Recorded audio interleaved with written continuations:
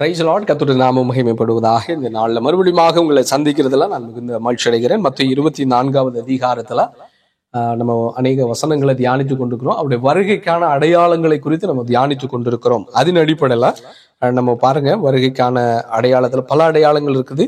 24வது அதிகாரம் 11வது வசனம் சொல்லுகிறது, அநேக கள்ள தீர்க்கதரிசிகளும் எழும்பி அநேகரை வஞ்சிப்பார்கள் என்று சொல்லப்பட்டிருக்கிறது. அப்போ இது மிக முக்கியமாக நம்ம இன்னைக்கு நம்முடைய கண்களுக்கு முன்னாக இது என்ன செஞ்சுட்டு இருக்குது, நடந்து கொண்டிருக்கிறத நம்ம பார்க்கிறோம். அப்போ கள்ள தீர்க்கதரிசிகள் கடைசி காலங்களில் வருவார்களா அப்படின்னா கட்டாயம் வருவாங்க. ஆனா அதே நேரத்துல இன்னொரு காரியத்தை நம்ம பிளாங்கா அப்படின்னு நம்ம நம்பாம, வேத வசனம் உண்மை, அதை நம்ப வேண்டும். ஆனா அதே நேரத்துல அப்போஸ்தலர் 2:17 பாத்தீங்கன்னா, யோவேலின் நாட்கள்ல சொல்லப்பட்ட அதே தீர்க்க தரிசனம் ஆதி அப்போஸ்தலர் நாட்கள்ல முன்மாதிரியாக ஆண்டவர் முதலாவது அதை என்ன செஞ்சாரு, பொழிந்தருளினார் என்று சொல்லி நம்ம பார்க்கிறோம். அங்க என்ன சொல்லப்பட்டிருக்கிறது, கடைசி நாட்கள்ல தீர்க்க தரிசனத்தை என்ன செய்வாங்க, சிறு பிள்ளைங்க, அதாவது குமாரர் மேல குமாரத்தின் மேல ஆவியை ஊற்றும் போது அவர்கள் தீர்க்க தரிசனம் உரைப்பார்கள், மூப்பர்கள் சொப்பனங்களை பார்ப்பார்கள், அதோடு சேர்ந்து வாலிபர்கள் தரிசனத்தை பார்ப்பாங்க, ஊழியக்காரிகள் மேல என் ஆவியை ஊற்றும் போது அவர்கள் தீர்க்க தரிசனம் உரைப்பாங்க. அப்ப 2 முறை தீர்க்க தரிசனம் என்று சொல்லி அங்க நம்ம பார்க்கிறோம். அப்படி என்று சொன்னால் கடைசி காலம் தீர்க்க தரிசனம் பெறுகிற காலம் உண்மைதான். அப்போ அந்த தீர்க்க தரிசனம் எதற்காக ஆண்டவர் கொடுத்திருக்கிறார் அதை நம்ம தெரியணும். இப்போ ஆண்டவராக இயேசு கிறிஸ்து முதலாவது வருவதற்கு முன்னாடி ஒரு பல தீர்க்கதரிசிகள் வந்தாங்க.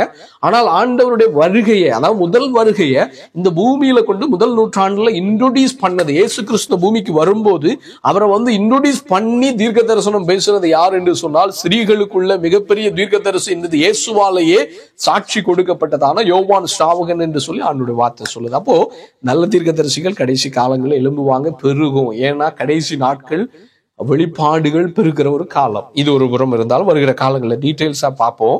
இது தீர்க்க தரிசிகள் எழும்புகிற காலம், தீர்க்க தரிசனங்கள் பெருகிற காலம் என்று சொல்லி ஆண்டவருடைய வார்த்தை சொல்லுது ஒன்று. ஆனால் அதே நேரத்துல ஆண்டவர் என்ன சொல்றாரு, அநேக கள்ள தீர்க்க தரிசிகள் எழும்புவார்கள்.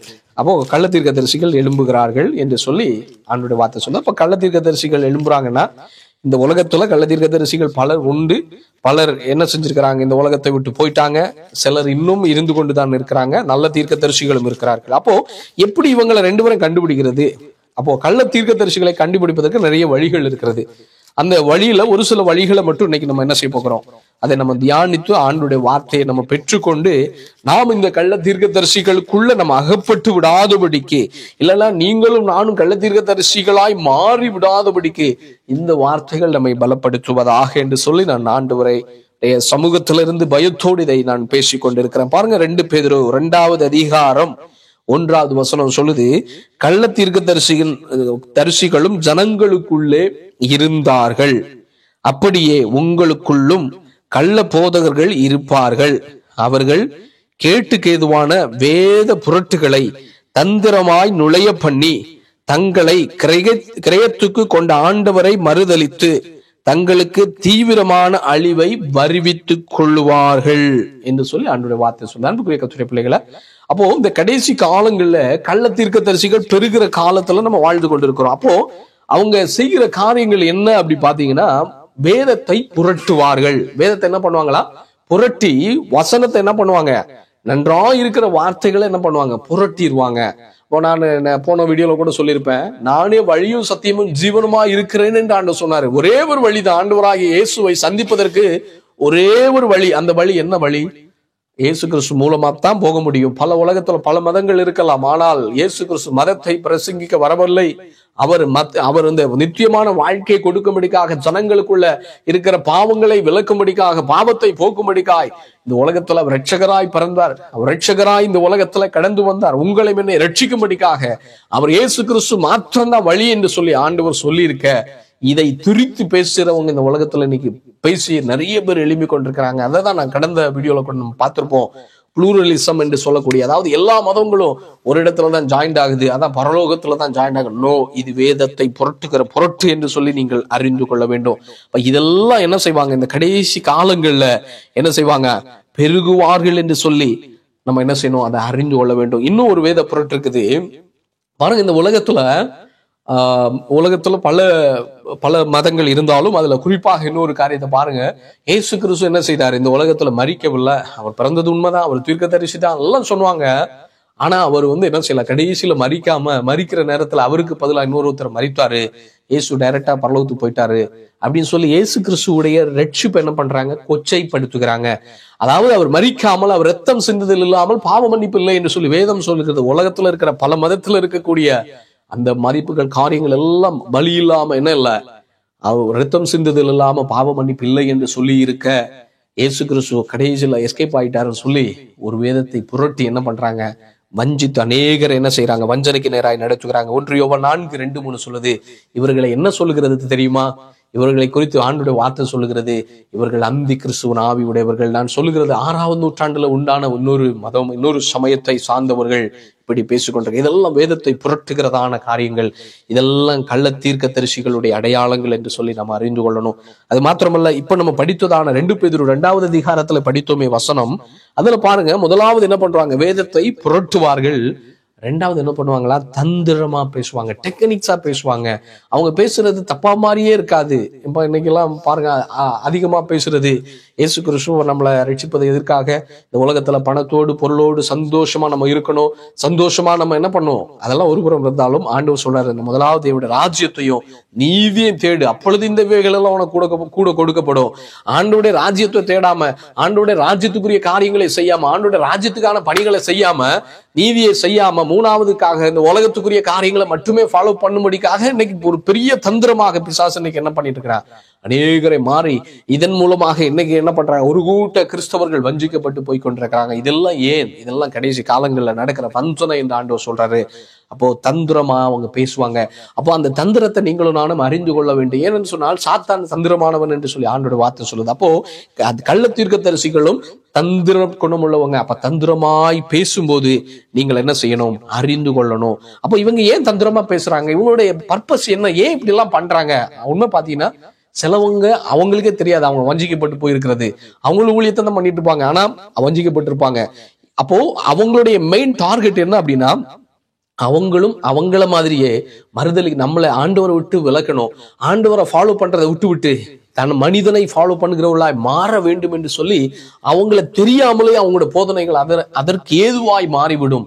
இதை நீங்களும் நானும் சரியாய் அறிந்து கொள்ள வேண்டும். பாருங்க, ஆதாம் ஏவாளை தேவனை பின்பற்றி கொண்டிருந்தாங்க, நன்றாய் தேவனோடு கனெக்ஷனா இருந்தாங்க. சாத்தான் வந்து என்ன பண்ணா? வஞ்சித்து தேவனை விட்டுட்டு சாத்தானை ஃபாலோ பண்றவனாக அவர்களை மாற்றி விட்டான். இதுதான் பிசாசுடைய மிகப்பெரிய தந்திரம். இது கள்ள தீர்க்கதரிசிகள் மூலமாக கடைசி காலங்களில் அதிகமாக நடக்கும். அது மாத்திரமல்ல, 4வது காரியம், அந்த 4வது பகுதி, அவர்கள் தங்களுக்கு தீவிரமாக அவங்க வாழ்க்கை அழிந்து போகும்னா, இந்த உலகத்துல நித்தியமான வாழ்க்கை இல்லாமல் அவர்கள் என்ன பண்ணுவாங்க?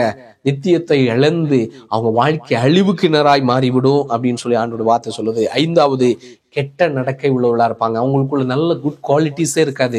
வேதத்துல சொல்லப்பட்ட 9 கனிகளை பார்த்தீங்கன்னா, கனிகளினால கர்த்தருடைய ஊழியக்காரர்கள் அறிய வேண்டும் என்று சொல்லி கர்த்தர் சொன்னாரு. கனிகளை பார்க்க முடியாது, அன்பு பார்க்க முடியாது.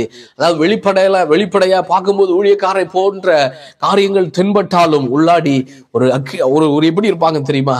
ஒரு பட்சிக்கிற அக்கினியை போல, அதாவது அவங்களுடைய வாழ்க்கை ஒரு ஆற்று தோலை போர்த்து கொண்ட ஒரு ஓநாய்களை போல. இன்னைக்கு அநேகர் பணத்திற்காகவும் பொருளுக்காகவும் பேர் புகழுக்காக சுற்றி கொண்டிருக்கிறாங்க. இதெல்லாம் கடைசி காலத்துல கள்ள தீர்க்கதரிசிகள் எழும்புவார்கள் என்று சொல்லி ஆண்டவர் சொல்றாரு.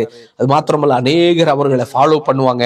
அது மாத்திரமல்ல, சத்திய மார்க்கம் அவர்கள் மூலமாக தூசிக்கப்படும். இன்னைக்கு அதை நம்ம பாக்குறோம். அவங்க சத்தியத்தையே பேச மாட்டாங்க, உலக பிரகாரமான காரியங்களை மட்டுமே பேசிக் கொண்டிருப்பாங்க. சத்தியத்தை அவங்க வாயில பார்க்க முடியாது என்று சொல்லி ஆண்டோடைய வார்த்தை சொல்லுது. அது மாத்திரமல்ல, 8வது காரியம், அவங்க பொருள் ஆசை உள்ளவர்களா இருப்பார்கள். அவருடைய மிக முக்கிய 3வது வசனம் சொல்லுது, 2 பேர் 2:3, பொருள் ஆசை உள்ளவர்களா இருப்பாங்க. அவங்களுடைய இதெல்லாம் பணத்தை பத்தி பேசுவாங்க, பொருளை பத்தி பேசுவாங்க, சம்பாதிக்கிறத பத்தி பேசுவாங்க. இதெல்லாம் தப்பா இல்லை, இதெல்லாம் வேணும். முதலாவது தேவனுடைய ராஜ்யத்தை நீதியை செஞ்சுக்கிட்டு இதெல்லாம் 3வது அடிஷனலா கிடைக்கக்கூடிய பெனிஃபிட்ஸ் தான் தவிர இதுக்காகத்தான் வாழ்ந்து நம்ம அதை 2ஐ விட்டுறக்கூடாது. இதெல்லாம் பிசாசின் கள்ள தீர்க்கதரிசிகளுடைய தந்திரம் என்று சொல்லி அறியணும். இதெல்லாம் கடைசி நாட்களில் நடக்க போகும் என்று ஆண்டவர் சொல்றாரு. பொருளாசை உள்ளவர்களாய் தந்திரமான வார்த்தைகளால் உங்களை தங்களுக்கு ஆதாயமாக வசப்படுத்திக் கொள்வார்கள்.